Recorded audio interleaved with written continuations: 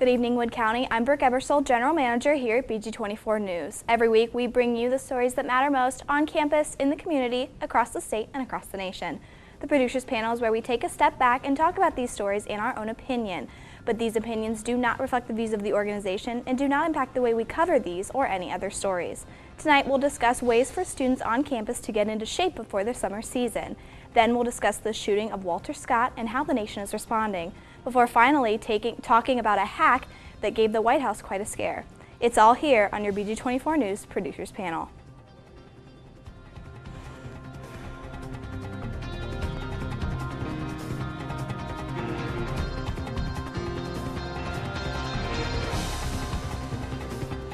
Thanks again for joining us on your BG24 News Producers Panel tonight. I'm going to take a minute and introduce my panel here. To my right is reporter and anchor for us, Amy Steigerwald, and to the right of Amy is executive producer here, Matt Heitkamp. Thanks for joining me tonight, guys. Thanks for having us. The school year is slowly coming to a close and summer is quickly approaching. Reporter Amy Steigerwald tells us the top workout mistakes and the right way you can get your body into shape for summer. With summer right around the corner, everyone is looking for the fastest and easiest ways to get into shape. But getting that beach body may not require what you think it does. Cutting carbohydrates and doing constant forms of the same cardio routine are among the biggest workout mistakes gym goers make. Dietetics major Laura Dwarning says that people often make the mistake of cutting carbohydrates completely out of their diet, thinking they'll lose weight. Instead, she recommends eating more whole grains. White carbs are bad. Like, you want to eat like complex carbohydrates like whole grains and brown rice, but people cut them out completely, lose weight really fast, and then they gain all their weight back once they start eating them again. Graduate assistant of the fitness department, Kaylee Morgenstern, says that not confusing your body is the biggest mistake people make when working out. The biggest mistake people make when they come to the rec center is sticking to their same routine. So never cross-training, never providing variety in their workouts. Eventually the body adapts. So they're essentially just doing the same thing, not really seeing results, not improving. Morgenstern is a personal trainer at the new BGSU Rec Center and suggests incorporating different forms of cardio and strength training into a daily workout. She also suggests setting long-term fitness goals in order to continue to receive positive results. When people make short-term goals, those goals tend to be made and then they falter back to the level that they were at that they weren't happy with. The newly renovated BGSU Rec Center opened last year. Morgenstern and the entire training staff feel that the new facilities can assist students in reaching their goals. Not only do we have all brand new equipment upstairs on the main level that all patrons have access to, we also offer group fitness classes and personal training. Summer officially begins in about 2.5 months, leaving plenty of time for you to make a change. Reporting for BG24 News, I'm Amy Steigerwald. Well, Amy, I know I am one that is definitely guilty of not having differing workout routines. I honestly did not know that that proper was workout routines. Proper, yeah, but I didn't know you were supposed to have, like, on Monday, Wednesday, Friday you do abs and arms, and Tuesday, Thursday you do cardio and something else. I just kind of thought, well, since my abs are what I want to work on, I'm going to work on my abs every day of the week. Yeah, no, that's definitely what a lot of people think. I learned a lot by doing this package, talking to Kaylee. She recommended a lot of, especially females, girls do not strength train. They do not like to lift weights. They think that's for boys. But yes, while we may not want to need to lift weights as much as, per se, a boy would, it is necessary to incorporate it into a workout because it does tone your entire body. It does help you get that balance in every area. And yes, while you may, want to focus more on your abs, that's okay. You can focus on that more often, per se, than you would your arms or your legs. But you do want to have that balance and confuse your body more so that you're able to see results. Yeah, and I bet it's kind of opposite for boys then, because I feel like there was, it's all about, the weights, pumping the iron. Yeah. When you can focus on things like cardio and, abs and other stuff. Right. And I think that a lot of people do underestimate they don't want to switch their workout up because they're so used to it. It's like, go to the gym, do this, leave. Yeah. And if they switch it up, they feel like they're not getting a workout in, when in reality, that's not true. That's actually better for you to switch it up. I took a day and I went to the gym and I had a guy friend who is just a big, into lifting weights and doing all that kind of stuff. And I had never lifted weights. I grew up in gymnastics and dance, and you do not lift weights in either of those activities. And I felt like I just felt like fish out of water. Yeah. I was like, what do I do with this? And he was like, just pull it down. I was like, this feels weird. And yeah, and I will say, like, I have personally tried to, you know, mix up my workouts within the past year, and I have been seeing results. And I think that that's one of the things that people don't expect, you know. Yeah. They underestimate that. Yeah, like growing up in high school and then, you know, going into the military, my workout routine has always changed because everyone said, no, this is how you do it. Oh, no, this is how you do it. So it's like constantly getting different advice from people. But I think, yeah, it is important to separate things to, you know, do everything essentially. Right. Don't and just focus. I think people make the same mistake, as you saw in the package, with their diets. They think that, you know, carbs are bad, let's cut them out completely. No, that's your body needs carbohydrates because it needs sugars, it needs carbs, but cutting them out completely could actually harm you, you know, it could hinder your progress. Yeah. Whereas if you kind of do each thing in moderation, you're more likely to see better results with your progress and with your body as a whole. So the people that you interviewed, did they discuss like how the newest renovations of the rec center, if they've been helpful, not helpful, is it better or worse than it was before? Yes, Kaylee did touch on that when I talked to her. She is a personal trainer at the rec, and she does teach a lot of classes. You know, she is a fitness major, obviously. This is like her life, so she does know a lot about how to make progress and how this rec center has been helping people. They do offer many, you know, new fitness classes, different personal training sessions, which they weren't able to do before because the equipment and all of the facilities they had were not up to date. They were not applicable for what students wanted to do. Whereas now, you know, there are things like Zumba classes and, you know, different machines that they did not have before. And I know that I see some machines there that I'm like, I don't even know what that does. So I mean, exactly. My freshman year when I came to BG was kind of when they were starting this entire, you know, rec renovation. Yeah. And I went there and I was just I was just dumbfounded by all of these things that were there. And, you know, and because they were renovating, they were all crammed together and people were, you know, kind of tussling over what machine, and I was just like, nope, this is not my area, you know. And I'll use the pool and I'll run around the track until they closed it. And I was really upset about that they closed the running track. Yeah. Now that's back open. That's like my favorite part of the rec. And if you do go to the rec now, there are so many new features that they have. They have like an indoor, I think it's like badminton court or something. Or something. Yeah, it's like racquetball. Yeah, sort of, yeah. They have racquetball courts, and then they just got like this new like soccer type court thing. I don't really know exactly what it is, like an indoor but soccer. it was really cool. I mean, seeing and students actually use it. You know, I'm like, okay, how many people are going to actually use this? Yeah. But they really do use it. I've seen lots of students there. Well, yeah, I think a lot of students go there not just to use your individual workouts, but they go there for like, you know, a pickup basketball game or a racquetball game, something a little more interactive that helps them. Because honestly, that's how I like to work out. I find it a little boring and tedious just to be by yourself doing. I'd prefer to be running around and with other people. Yeah, and that's one thing she did not mention in the package. To work out with other people really helps you push yourself. Really? I have always felt like if I work out with other people, I feel awkward and I feel intimidated because a lot of people can lift more than I can. And can, you gotta go with a good person who's like your match. I never liked to go swimming with people when I was little because they always wanted to like have those contests where you go under breath and see who can, or go underwater and see who can hold their breath the longest. Yeah. Never liked that. Don't so be I the think loser. that has carried over to my adult life, and I don't want to work out with anybody because I can't keep up. You know, I can't hold my breath as long as you can, and I cannot run as fast as you can. That's okay. You keep trying. I'll get there, maybe someday. Well, coming up when we return, we'll discuss the shooting of Walter Scott by a police officer in South Carolina and the trial verdict of the Boston bomber. Stay with us. This past Saturday in North Charleston, South Carolina, Walter Scott, an unarmed black man, was shot and killed by a white police officer named Michael Slager. Slager claimed that Scott was attempting to take his weapon, but a video captured by a passing man, suggested otherwise. Officer Slager has been charged with murder, and the FBI continues to investigate this case.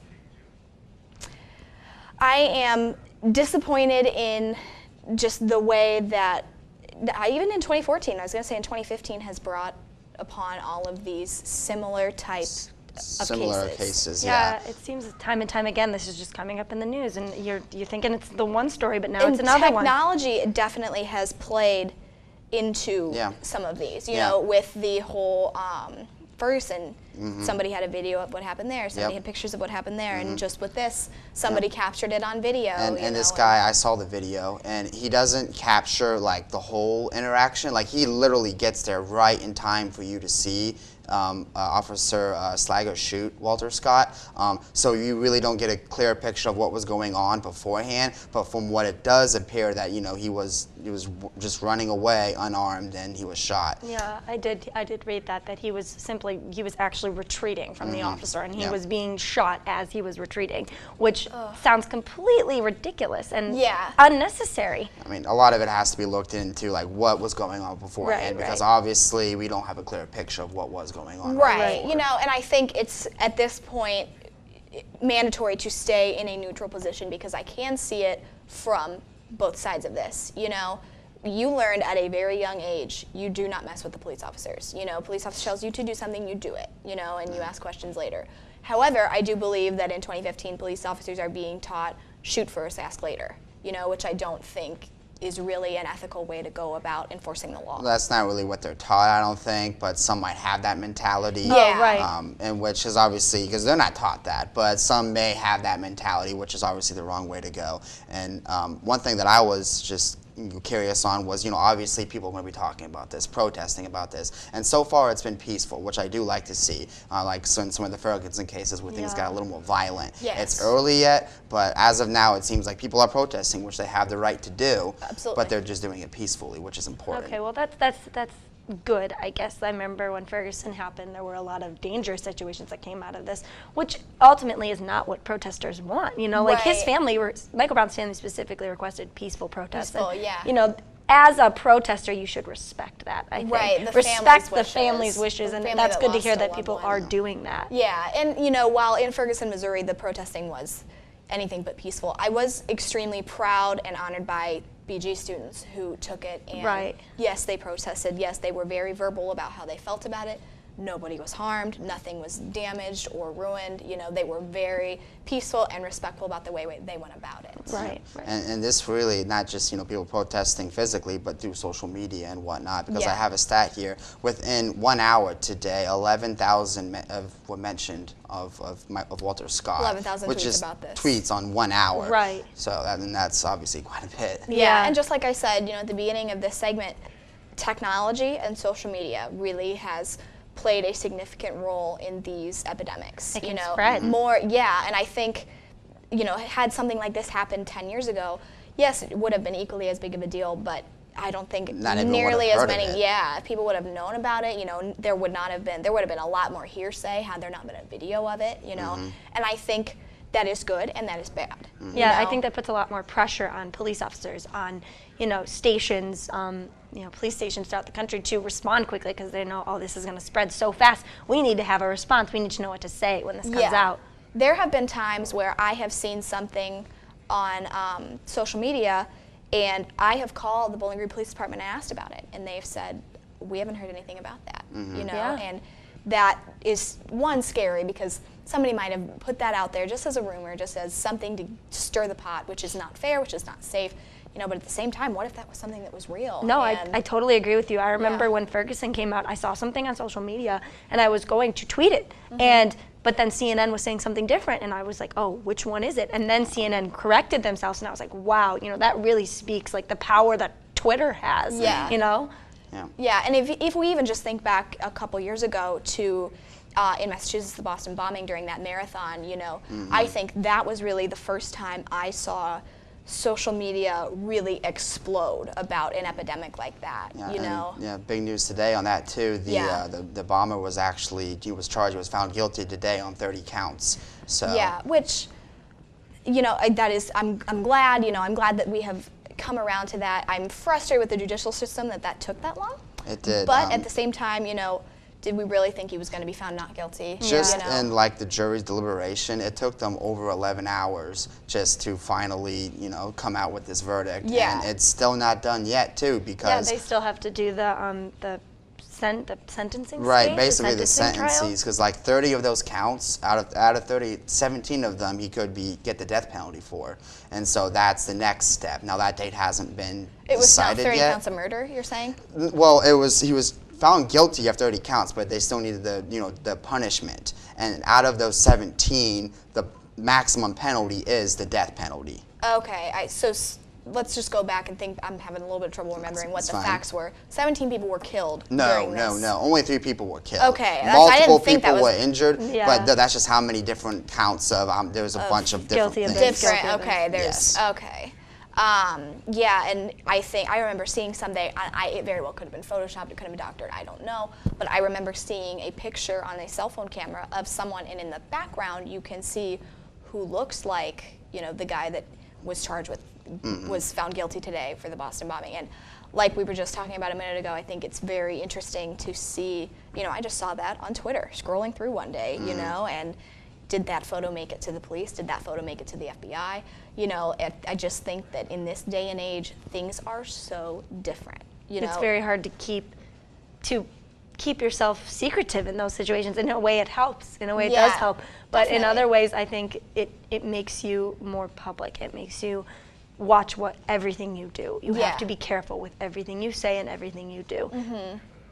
And I know they are talking about now, at least in the near future, and people in 1980 thought, oh, we'll never have anything like Facebook or social media, and now they're talking about, well, at some point in time, everybody's going to be able to have this tracking device in them, that's going to be able to pinpoint them at a scene at a very specific time, and I think it is scary the way that that technology is heading down. I'm in a computer science class right now, and we're talking all about these like futuristic technologies and stuff, and it's just, it's in one area, assuring, in one area, scary, Yes. So we'll have to see what ends up happening with that. Coming up, the panel and I will discuss how the White House was recently hacked. Stay with us. The White House was recently hacked by the Russian government, according to the U.S. officials. No classified information was taken, however, some sensitive information, such as the president's schedule, was. Matt, I know this was something that you had read up on throughout today, and yeah, well, and it's been going on actually for quite a while. Back in October, they started to get suspicious that some of this activity was happening. We're just now finally hearing about it. And basically what it was is that through the State Department, the Russians, at least that's what it's believed to be, obviously they're not talking about it, that they got through that, and then someone in that department allowed them access because they were confused who they actually were into the White House. And like we said, no sensitive stuff, so like top secret government stuff was released, but some sensitive information such as the president's schedule, which isn't public information. The White House knows that, and not everyone else is supposed to know that. So it's it's frightening in a way, because obviously these hacks and stuff, as technology is advancing, we're seeing more and more of this kind of thing. Well, even like the president's schedule, I mean, I know it's not it's top secret information, Right. but knowing where the president is and is not going to be, for that is security definitely purposes. security purposes, Yeah. and can worry a country. That could be an attack. Yeah, I'd like to know. Obviously we're never going to get to know, but did they rearrange President Obama's schedule because of this? I'm almost guaranteeing they did. Yeah. I guarantee you that they took measures once they finally found out what was happening into consideration. And the thing is also, because we're never going to get the full story of this. We're not. Right. It's just one of those things where now that we do know about it, everyone's freaking out. Everyone's like, oh, this actually happened. The world's going to end. Right. It might not be. I mean, it is serious. Don't get me wrong, but it might not be as serious as someone making it out to be. It's and I'm obviously sure gonna be that overplayed. the White House has measures that they take for when these kinds of things happen. I'm sure they have things that are set in place, automatic heightened security, automatic Obama, you cannot go here, here, here, and maybe no public viewing that day, or, I'm sure that they have measures that they take, right. to make sure that his security is not in any way compromised. I think this even ties back to what we were talking about before with the social media, and you can find out anything. The fact that people have hacked into government information, and they're able to do that through a computer. Yeah. That's just, it's frightening. Yeah. Yeah, and the reason why it's believed to be the Russians is because of certain codes and markers, like when you can analyze how these hackers are doing, and that's what led U.S. officials to believe that it was the Russian government, because they had familiar codes and markers that they have seen before. So, and that makes them believe that it could be them. Obviously, nothing's official because the Russian government's not going to flat out say, hey, we're hacking, just like the United States government would never come out and say, said, hey, we're hacking. Right. We're yeah. hacking these people. That would That's just, interesting how they discovered that, though. Yeah. I wouldn't have even thought of something like that. Yeah, and like you said, just like we were talking about before, technology has brought people closer. I think it has automatically made the world that much smaller. You know, Oh, yeah. think about, during the Cold War and stuff, if this kind of technology was accessible, I mean, So many problems would have been different. yeah, and you would have never thought in that era that, somebody could get into information just by hitting a certain keyboard sequence on their, in their keys, and that is frightening, to think if we're ever in controversy, we're ever at war, hardcore with another country, that is going to come into play. And it's not just governments too. Like I'm reminded of the group that took down the ISIS websites. That they weren't a part of the government, but they just went in and they did that. Yeah, that it's just, like I had said in the last segment, it's a little bit nostalgic because think about even 10 years ago, this was not on anybody's radar whatsoever. Right. The idea that you could be connected to a country that's, blocked by us physically by water, but you can be connected to them through a computer screen. Right. And, right. it is at one area comforting and at one area scary. Exactly. Well, coming up when we return, we'll wrap up our show and discuss a popular event here on campus tonight. Stay with us. Well, I know this has been talked about for weeks now. The Hatch event that was on Yes. campus tonight, inspired by the popular show Shark Tank, where people come out and project their Business ideas, to potential investors. It's a lot like the TV show. It's very cool. And sometimes these products, you're like, oh my gosh, this is so cool. And other times, I watch this show and I'm a little bit of a junkie about this show. And sometimes I watch this show and think, when would anybody ever use that? Yeah. It's a little bit of both, but it's a great opportunity anyway for these 10 hatchlings, as they call them, Yeah. the students that present to And these. it's a good way to connect them because the potential employers are BGSU alumni. Yes. So I think that's a cool way to kind of like make a connection. Yeah, bring the old with the new. Yeah, exactly. I'd like to know, maybe how these hatchlings, these 10 people, got selected to be in this. I did a package on it, and there over hundreds of BGSU students apply every year, and they go through intense essay writings and interviews, and they pick. Every year it's different, but it ranges between like 8 and 12. This year I think they have 10. And BG College of Business selects them, so that's obviously an honor And to be they're selected. all business majors, correct? Correct. Okay, and they come up with some kind of concept or idea. I know a lot of them do like media Concept, apps or product, something like yeah. Yeah, have you heard of that Cribs on Campus? that. Is that like the TV show Cribs, but No, on no, campus? no. No, it's this company. I actually used them my freshman year. They sell microwaves, mini fridge, and futons. And you can either buy them like as a whole package and you get some kind of deal on it, or you can buy them individually. But what the deal is that you buy it through them, and then when you move in on the first day, they deliver it to your dorm and they Yes, set I it up have for heard you of and that. everything.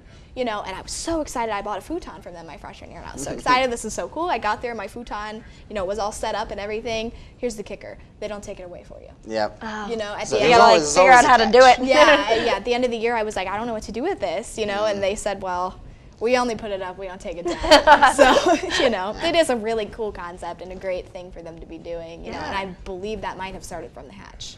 Yeah, it's a big event. I know over 1,000 people attended last year, so it should be. That's it for BG24 News Producers Panel tonight. You can check out these stories and more on youtube.com/BG24News. Also follow us on Facebook, Twitter, and now Instagram. And feel free to tweet at us what your thoughts were on the show and these issues tonight. Have a good night, everyone.